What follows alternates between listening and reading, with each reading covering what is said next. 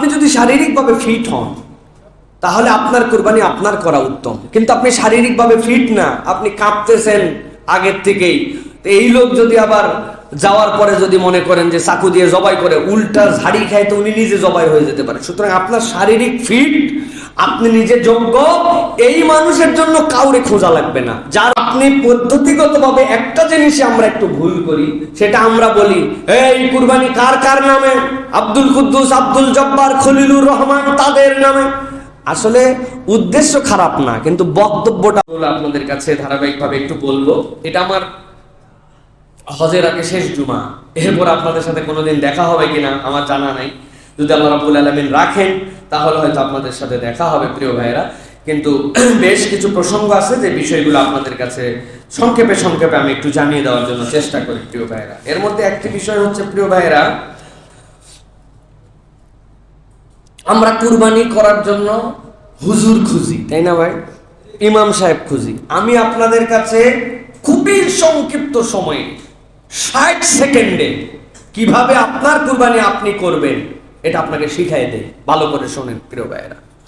আপনি যদি শারীরিকভাবে ফিট হন তাহলে আপনার কুরবানি আপনার করা উত্তম, কিন্তু আপনি শারীরিকভাবে ফিট না, আপনি কাঁপতেছেন আগের থেকেই।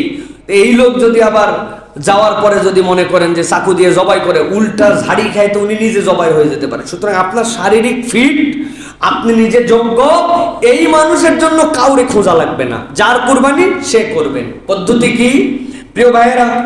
আপনি পদ্ধতিগতভাবে একটা জিনিসে আমরা একটু ভুল করি, সেটা আমরা বলি এই কুরবানি কার কার নামে, আব্দুল কুদ্দুস, আব্দুল জব্বার, খলিলুর রহমান তাদের নামে।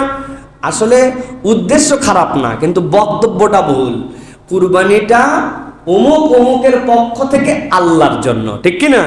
তো এই লোকের নামে না, কুরবানি আল্লাহর নামে অমুক অমুকের পক্ষ থেকে। তাহলে আমরা এটা শুধরায় নেব। 2 নম্বর, কুরবানি এবার শোয়ায় দেওয়া হলো, কিবলামুখী করার পরে আপনি যদি পড়তে পারেন ইন্নী ওয়াজ্জাহতু ওয়াজহিয়া লিল্লাযী ফাতারাস সামাওয়াতি ওয়াল আরদা হানিফা ওয়া মা আনা মিনাল মুশরিকিন, এইটুক পড়ে নিলেন। নেওয়ার পরে বিসমিল্লাহি আল্লাহু আকবার বলে জবাই করে দিলেন। তারপরে বললেন আল্লাহুম্মা লাকা ওয়া মিনকা, হে আল্লাহ তোমার দেওয়া সম্পদ থেকে তোমার জন্যই, আমার পক্ষ থেকে তোমাকে দিলাম। সুবহানাল্লাহি ওয়া বিহামদিহি। বলেন তো ভাই, এইটা পারবেন না কারা কারা? এর জন্য কি হুজুরের পিছে ঘোরা লাগবে আপনার প্রিয় ভাইরা? অমুক হুজুর, অমুক লোক, তার পিছে ঘুরতেছেন, উনিও এসে কেরামতি জাহির করতেছে খানিকক্ষণ। তার নাম নাম নাম চিন্তা করছে, বাবা কি দোয়া বোধহয় এর ভিতরে আছে যেটা আমরা জানি না। দোয়া কিছু নাই।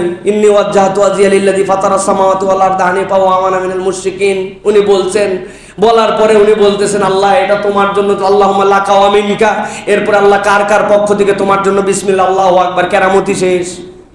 এই জবাইটা নিজে করার জন্য চেষ্টা করেন, তাহলে এটা মনের মধ্যে একটা আনন্দ হবে। কুরবানিকে প্রস্ফুটিত করেন, বড় করে মানুষের কাছে জানান। একদল লোক এমন টাউট, এমন বাটপার, এরা কুরবানির বিপক্ষে এখন অবস্থান নেওয়া শুরু করছে। কুরবানি করাকে অমানবিকতা হিসাবে পরিগণিত করে, কুরবানি না করে দান করেন, অমুক করেন, তমুক করেন। গরুর স্টেক খায়, গরুর গোস্তের ভুনা খায়, গরুর গোস্তের হান্ডি খায়, গরুর গোস্ত, ছাগলের গোস্ত, মুরগির গোস্ত ছাড়া চলে না। ওখানে বেদম খাইয়ে উল্টা এসে বলে যেটা অমানবিক কাজ। এদেরকে হাতের কাছে পালে ঠাস ঠাস করে থাপ্পড় লাগাতে হবে। বহুত দিন পর্যন্ত মুখে বলছি, এখন কিছু হাত চালান লাগবে এগুলার উপরে, কারণ এইগুলা বেয়াদবের সীমানা পার হয়ে গেছে।